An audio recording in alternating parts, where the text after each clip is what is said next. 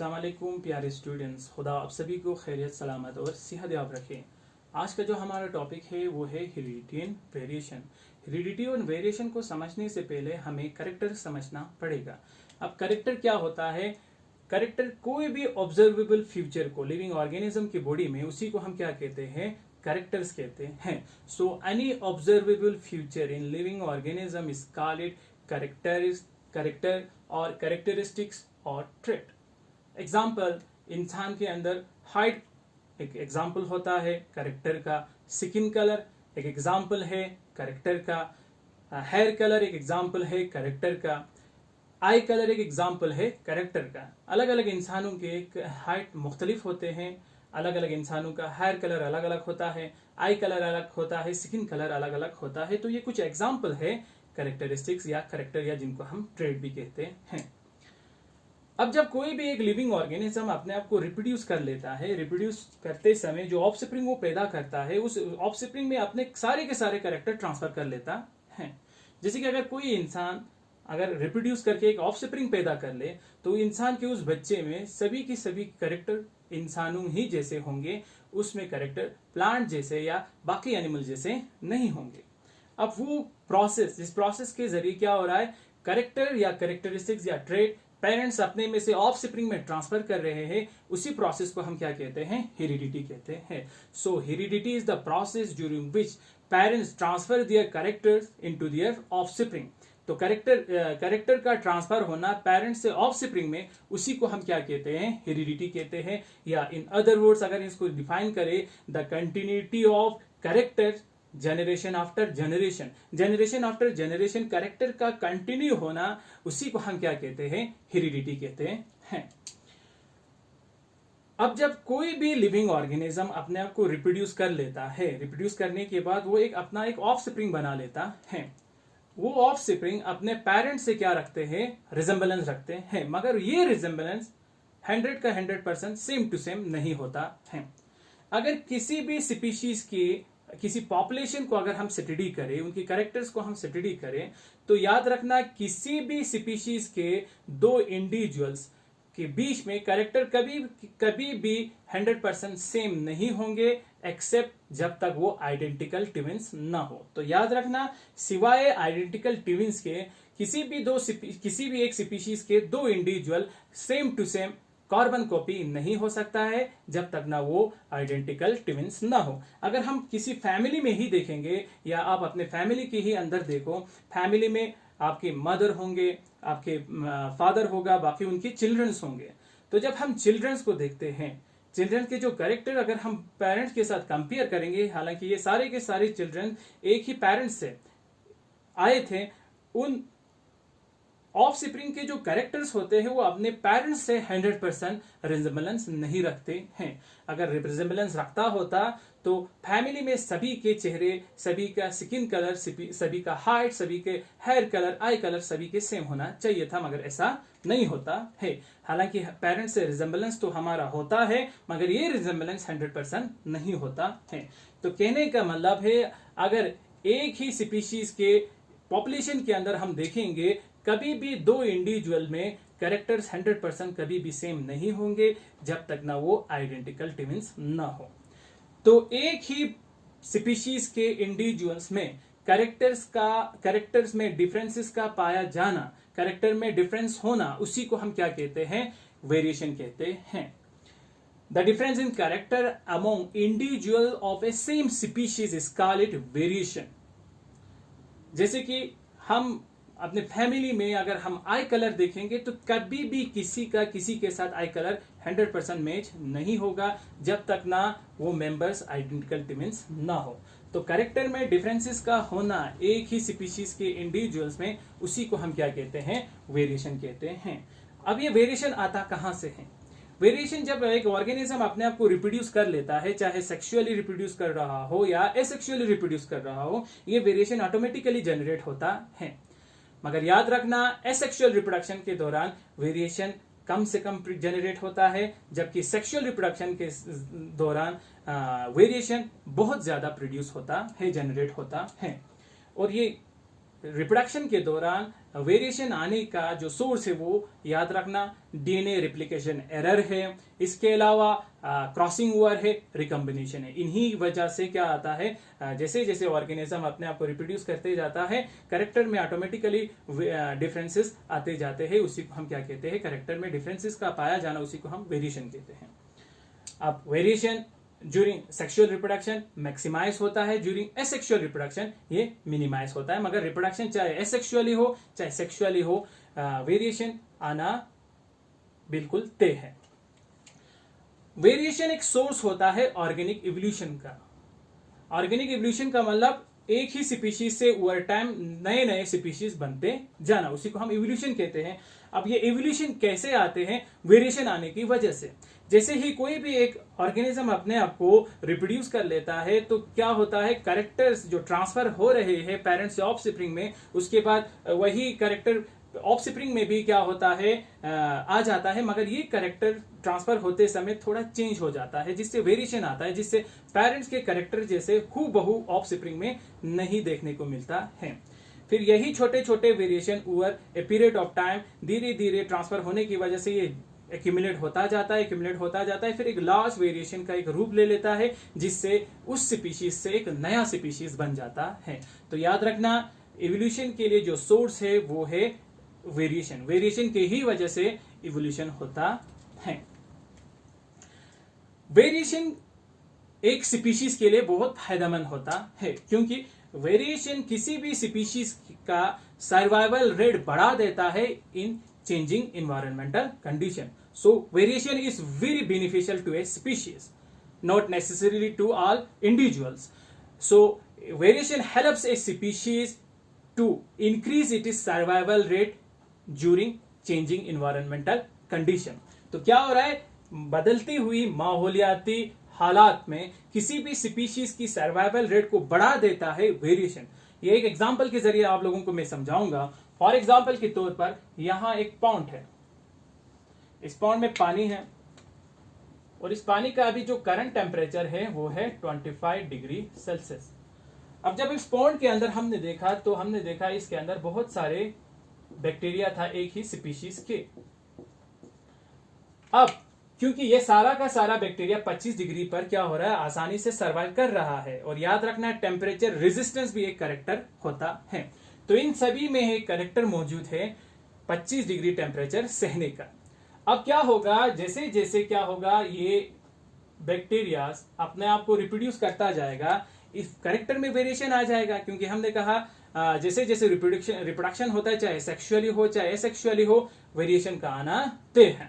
तो जैसे ही रिप्रोड्यूस होगा, कैरेक्टर ट्रांसफर हो जाएंगे पेरेंट्स से ऑफस्प्रिंग में, मगर होते समय कैरेक्टर में थोड़ा वेरिएशन आ जाएगा।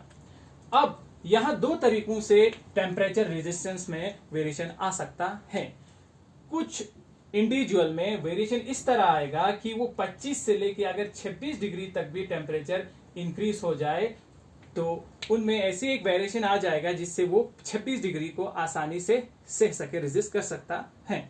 मगर कुछ इंडिविजुअल में इस तरीके से वेरिएशन आ जाएगा कि 25 से अगर 1 डिग्री कम हो, 24 डिग्री सेल्सियस तक कम हो, तो वो सह सकता है।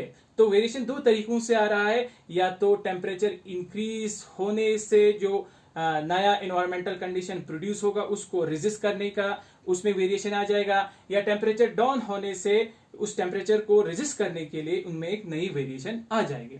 अब क्योंकि बैक्टीरिया में एसेक्सुअल रिप्रोडक्शन होगा, ये वेरिएशन धीरे धीरे आएंगे। मगर जब हम बहुत सारे जनरेशन के बाद अगर देखेंगे, फॉर एग्जांपल 10-20 जनरेशन के बाद अगर हम देखेंगे, तो ये वेरिएशन, हमने कहा वेरिएशन विद टाइम क्या होता जाता है, जैसे जैसे रिप्रोडक्शन होता जाता है, ये छोटे छोटे वेरिएशन मिलकर एक लार्ज वेरिएशन बन जाता है। अब कुछ जनरेशन के बाद हम देखते हैं ये वेरिएशन बहुत ज्यादा एक्यूमुलेट होने की वजह से एक लार्ज वेरिएशन के रूप में आ गया है। अब कुछ इंडिविजुअल में 25 से लेकर 50 डिग्री तक भी अगर टेम्परेचर इंक्रीज हो जाए तो उनमें एक नया कैरेक्टर डेवलप हो चुका है वेरिएशन की वजह से, वो 50 डिग्री तक सह सकता है। मगर कुछ इंडिविजुअल में क्या हुआ है, वेरिएशन इस तरीके से आया है कि उनमें एक नया कैरेक्टर डेवलप हो चुका है लो टेम्परेचर को रेजिस्ट करने का। तो कुछ ऐसे भी होंगे जो 25 से लेके अगर 10 डिग्री तक भी टेम्परेचर डाउन हो जाए तो आसानी से वो क्या कर सकता है, उसको रेजिस्ट कर सकता है। अब यहां देखो, माहौल कभी भी स्टैटिक नहीं रहता है, ये एक डायनेमिक चीज है, ये हमेशा चेंज होता रहता है।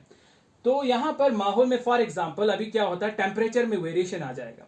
टेम्परेचर दो तरीकों से वेरी हो सकता है, या तो ग्लोबल वार्मिंग होने की वजह से या ग्लोबल कूलिंग होने की वजह से। ग्लोबल वार्मिंग होगा तो टेम्परेचर राइज होगा, जैसे टेम्परेचर राइज होगा इस पॉन्ड के अंदर जो पानी है उसका भी टेम्परेचर राइज होगा। ग्लोबल कूलिंग होगा तो क्या होगा, टेम्परेचर डाउन होगा, इस पॉन्ड की भी जो टेम्परेचर है वो डाउन हो जाएगा। अब हम मानते हैं फॉर एग्जांपल ग्लोबल वार्मिंग हुआ।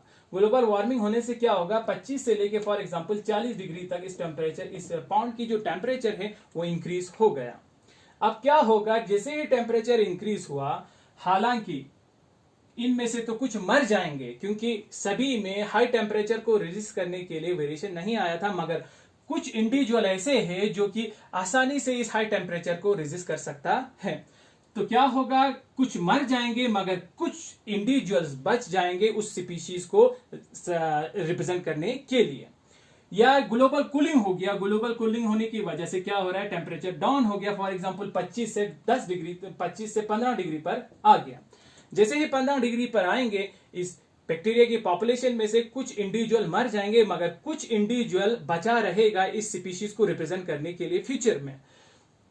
तो चाहे माहौल किसी तरह भी, चाहे टेम्परेचर राइज हो जाए, चाहे टेम्परेचर डाउन हो जाए, कुछ न कुछ इंडिविजुअल बचा रहेगा इस स्पीशीज को रिप्रेजेंट करने के लिए।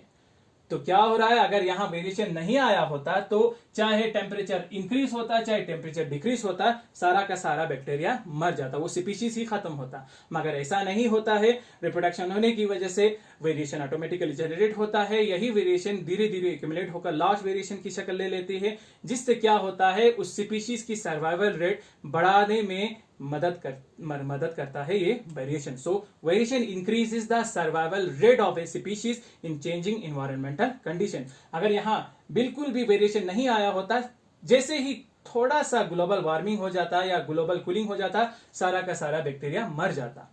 तो वेरिएशन आने की वजह से हालांकि सारा का सारा इंडिविजुअल तो नहीं बचेगा, मगर कुछ न कुछ इंडिविजुअल उस स्पीशीज को रिप्रेजेंट करने के लिए बचा रह जाएगा फ्यूचर में। तो इस तरह वेरिएशन मदद करता है किसी भी इंडिविजुअल को किसी भी इंडिविजुअल स्पीशीज की सर्वाइवल रेट को बढ़ाने में ड्यूरिंग चेंजिंग इन्वायरमेंटल कंडीशन। अब नेक्स्ट है क्रोमोसोम। क्रोमोसोम क्या होता है? क्रोमोसोम, अगर हम जब सेल डिवाइड हो रहे होते हैं, ड्यूरिंग सेल डिवीजन अगर सेल को हम स्टडी करें तो सेल के अंदर आपको एक रॉड लाइक स्ट्रक्चर नजर आएंगे जिनके अंदर आपकी जेनेटिक मटेरियल मौजूद होता है। उसी रॉड लाइक स्ट्रक्चर को हम क्या कहते हैं, क्रोमोसोम।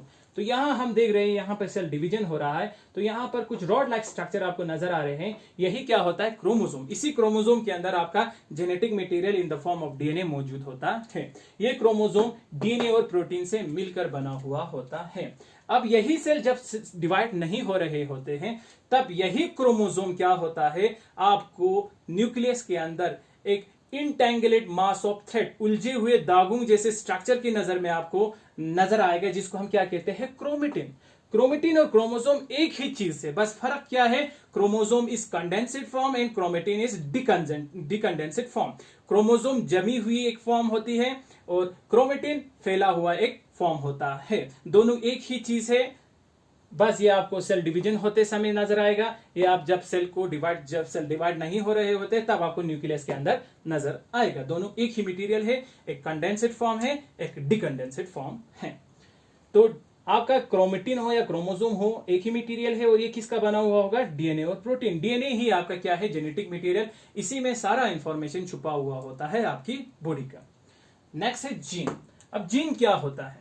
जीन डीएनए का वो पार्ट होता है जिसके अंदर एक इंफॉर्मेशन इनकोडेड होता है, जिसके अंदर एक इंफॉर्मेशन मौजूद होता है एक खास प्रोटीन बनाने के लिए, और वही प्रोटीन आपकी बॉडी में से किसी भी एक कैरेक्टर को कंट्रोल करके रख सकता है। उस पार्ट ऑफ डीएनए को हम क्या कहते हैं, जीन कहते हैं। सो जीन डिफाइन कैसे करेंगे, the part of DNA which contains information for synthesis of A protein which in turn controls a particular trait in our body. उसी पार्ट ऑफ डीएनए को हम क्या कहते हैं, जीन कहते हैं। और याद रखना जीन हमेशा आपकी बॉडी में पेयर में होगा, जोड़ी में होगा। जब आप एक्सप्लेन कर रहे होते हेरिडिटी या जब आपको इलिस्ट्रेशन के जरिए दिखाना होता है तो जीन को आप रिप्रेजेंट करते हो एक लेटर के जरिए, जीन को आप एक लेटर के जरिए दिखाते हो। हर एक जीन के लिए एक ही लेटर का इस्तेमाल किया जाता है। जैसे कि अगर हाइट देखें, हाइट एक कैरेक्टर है, हर एक कैरेक्टर के लिए एक जीन मौजूद होता है। तो याद रखना आपकी बॉडी के अंदर मुख्तलिफ कैरेक्टर मौजूद है और हर एक कैरेक्टर के लिए एक जीन मौजूद होता है।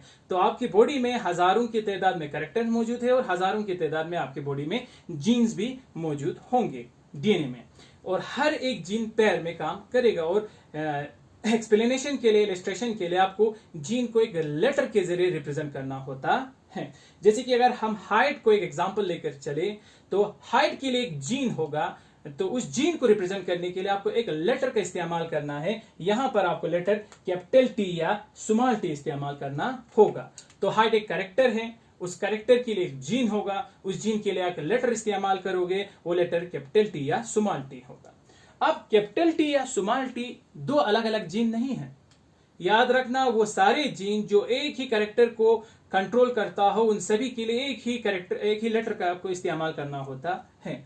तो याद रखना वो सभी जीन जो एक ही कैरेक्टर को कंट्रोल करता है, उनके लिए आप क्या करोगे, एक ही लेटर इस्तेमाल करोगे। जैसे कि हाइट के लिए आपको कैपिटल टी या स्मॉल टी का इस्तेमाल करना है।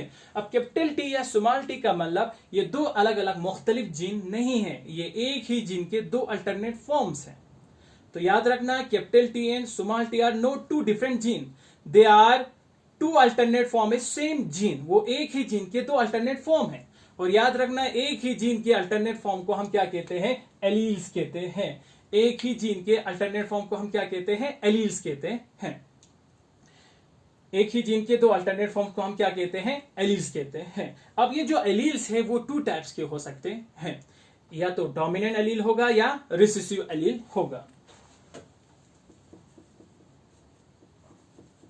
तो जो एलील है वो टू टाइप्स के होंगे, आइदर डोमिनेंट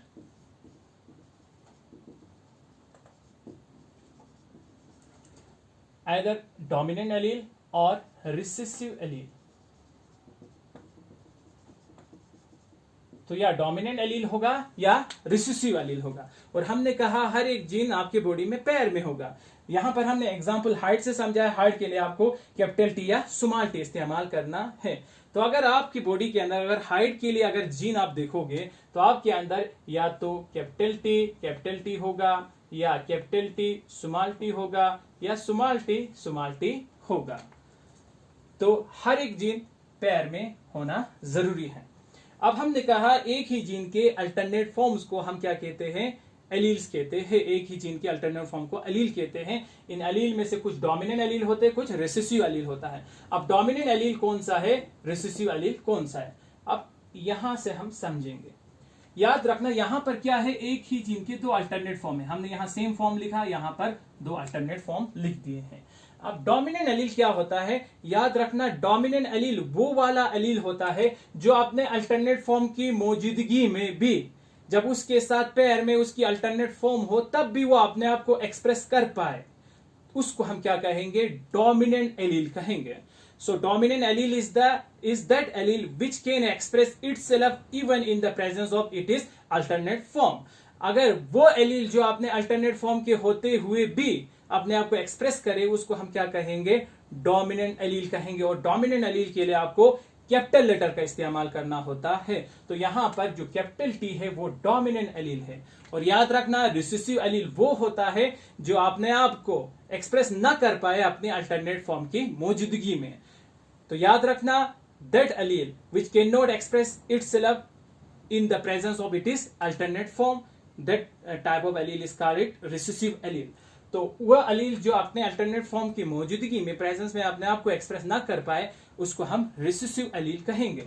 तो रिसेसिव एलील को हम क्या करते हैं, स्मॉल टी से रिप्रेजेंट करते हैं। तो याद रखना रिसेसिव एलील तभी अपने आप को एक्सप्रेस कर पाएगा जब अल्टरनेट फॉर्म में भी रिसेसिव ही मौजूद हो। डोमिनेंट एलील चाहे अल्टरनेट फॉर्म मौजूद हो चाहे ना हो, वो अपने आप को एक्सप्रेस कर पाएगा। तो याद रखना डोमिनेंट एलील चाहे, अब यहां देखो, यहां पे हम दो कंडीशन, यहां दो कंडीशन देख रहे हैं, capital T, small T, small T, small T, small T. जब पेयर में अल्टरनेट फॉर्म मौजूद हो, जब पेयर में अल्टरनेट फॉर्म मौजूद हो, सेम फॉर्म मौजूद ना हो, तब इस कंडीशन को हम क्या कहते हैं, हेटेरोजाइगस कंडीशन।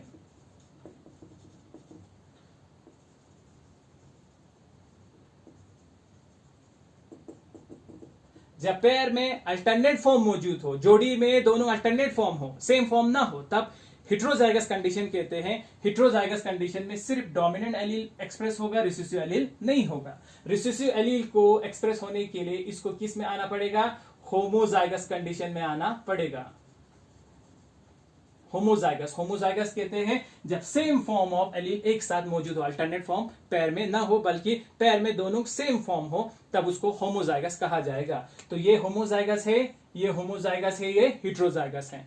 तो डोमिनेंट चाहे होमोजाइगस में हो चाहे हेटेरोजाइगस में हो, अपने आप को एक्सप्रेस करेगा। रिसेसिव को अपने आप को एक्सप्रेस करने के लिए हेटेरोजाइगस नहीं बल्कि होमोजाइगस कंडीशन में होना पड़ेगा, तब जाके ये अपना असर दिखा पाएगा। तो याद रखना, हर एक जीन के दो अल्टरनेट फॉर्म होते हैं, जिनको हम क्या कहते हैं, एलील्स कहते हैं। एलील में से एक डोमिनेंट होता है, एक रिसेसिव होता है।